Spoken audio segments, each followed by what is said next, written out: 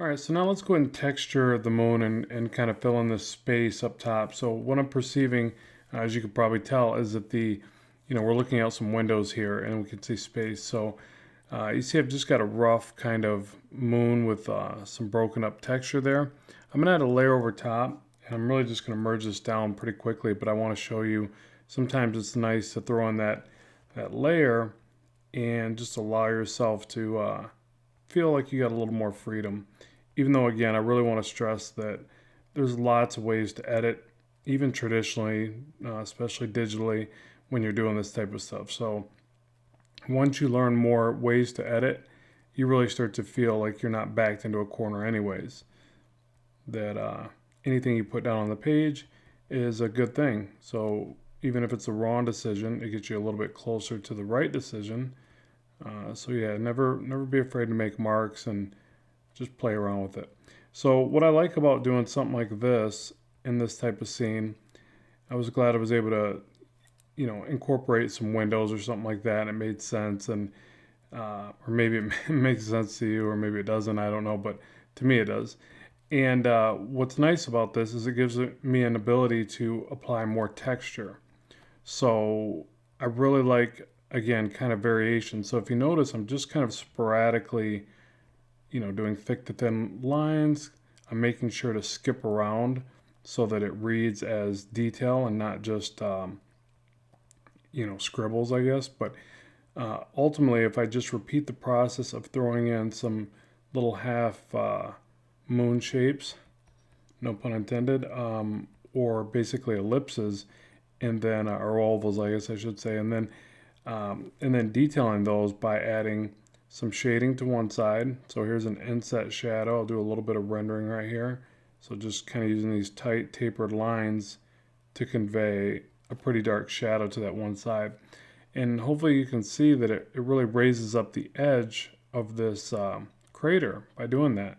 And it gives variation. In fact, I could texture inside of the crater, all kinds of stuff. Now, I really don't need to go too awfully crazy because this isn't a focal point, and sometimes you can actually create distractions by overdoing a certain area that doesn't really need the detail. So again, think about your focal points and what the main narrative is here.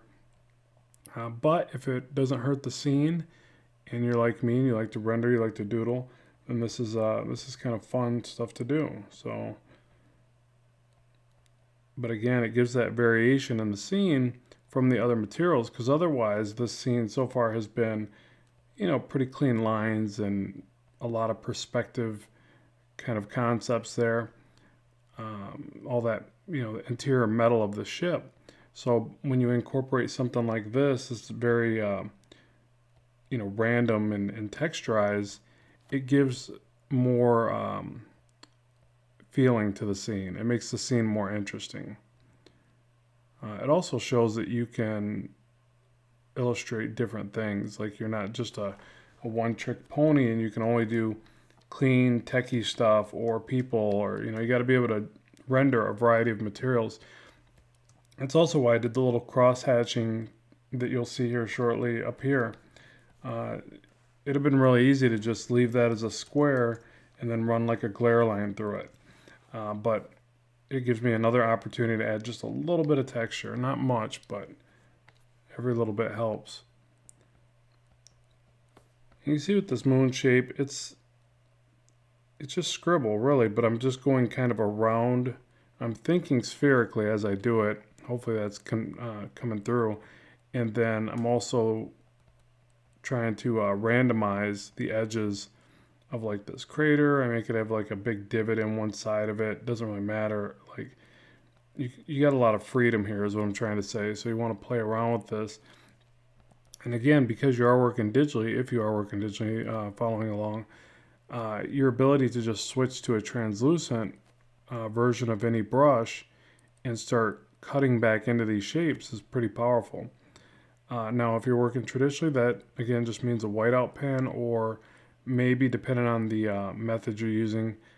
I've seen some people that get away with a really powerful electric eraser. They do some pretty neat effects. I think that's more for watercolor inking, but just do your research. But there's generally lots of ways to fix whatever you're doing. And once you figure those out, ideas start to flourish, I think, because you're not so concerned with making the wrong marks. And again, I think that any marks on the page ultimately are good marks. Like one of the things I hear a lot now that I really identify with is fail faster. So you're gonna fail when you do stuff, anything in life, inking, comic art, especially, whatever. But it's okay. You learn so much through that process that you actually just want to be okay with that and fail faster because you'll learn faster. It's kind of a hard pill to swallow for some people, and I know at first I definitely didn't identify with that kind of thinking as much. But now I do because, again, I really feel like every bad decision catapults you closer to knowing what the good decision and the right decision is. And that's just, to me, that's just life. It's how we learn, it's how we grow. But okay, so now the other thing I might do, and I want to be careful not to overlap these lessons, but I would also add a little bit of rendering to round out the moon shape. So again, using these tapered lines where I'm feathering the line, I'm actually passing over it a couple times to make the line, and then finally kind of pulling a more elongated version at the very end. So that's how I get these thinner, kind of tapered lines, and they take practice, but they're highly effective, and they add a nice variation. And notice that I'm going against the grain of the moon texture. It's not a big deal. So just like that, and get across there, and I can just add a little bit of variation there. Okay, so now for the stars, I'm actually just going to merge this down because, like I said before, I just want to have a little bit of an easy going vibe going into it. I really didn't want to use the secondary layer except for that. So now with this, I'm going to go around. I'm actually looking at the art one more time. I might add that planet back in. I forgot all about that. So what I might do there is do a bit of a cheat. So I'm going to turn this back, and I'm actually just going to add a selection through there. I'm going to hold shift and move this selection into place. You see mine's more of an oval than a sphere, which would be incorrect since planets are always spherical. A sphere from any side is a sphere. So let's go ahead and I think I can transform the selection, but maybe not.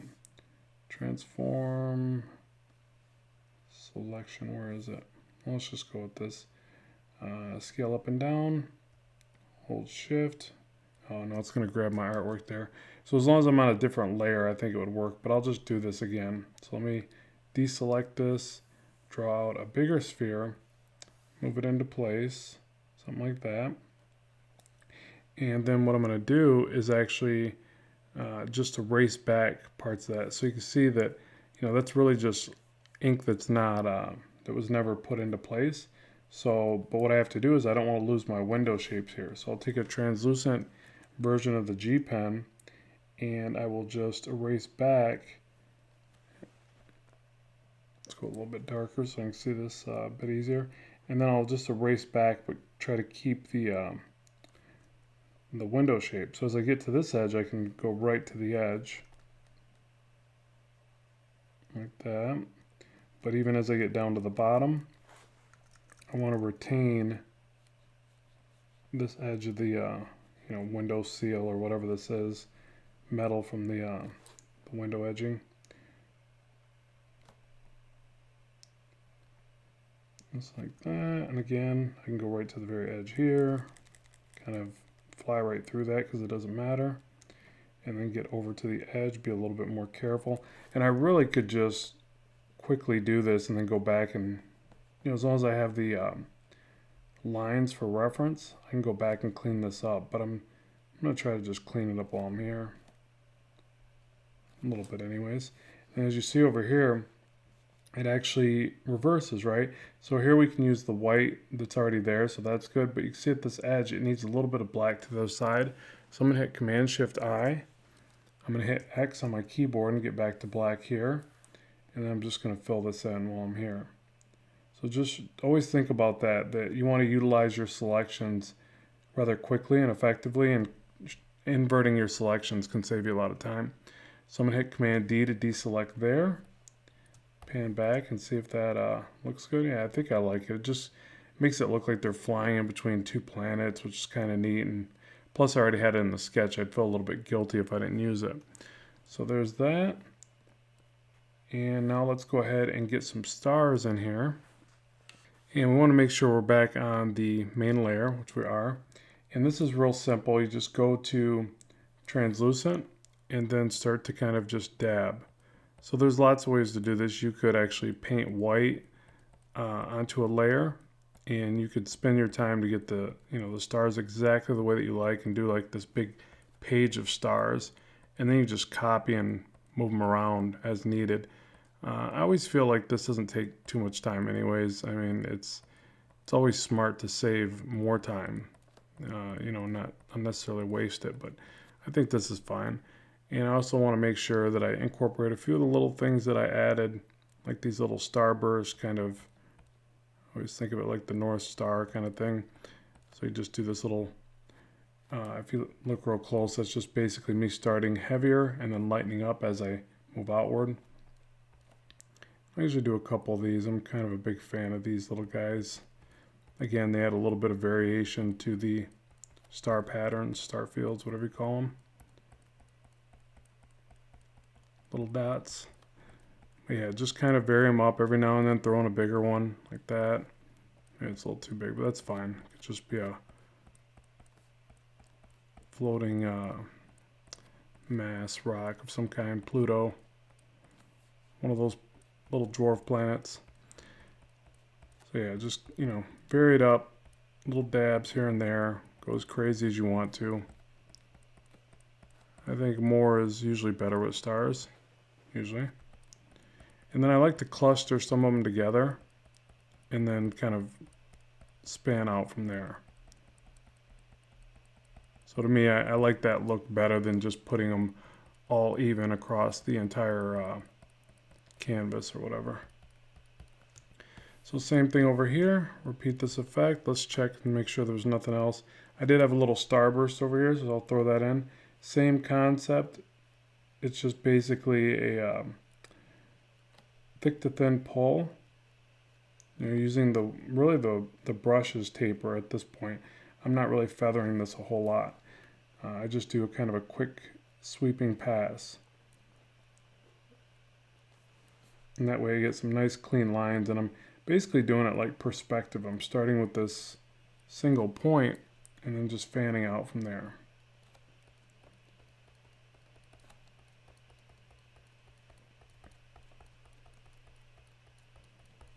Again, just kind of dab around.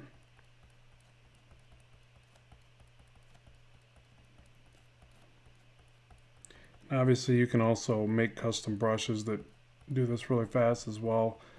I don't know, me personally, I kind of like feeling like I'm doing it by hand, but if you're going to be doing a lot of space scenes, then a custom brush is going to be the way to go. Or again, save your layer with lots of little stars on it and move it around.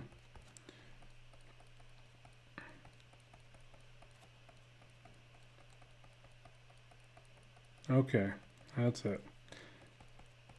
This is kind of one of those things like you never know when to stop. Okay, so there we go. We've got some stars, we've got some planets. Hold on, one more thing. Let's add some little land masses. Just kind of, what I like doing here is just pulling the brush in and out, thick to thin.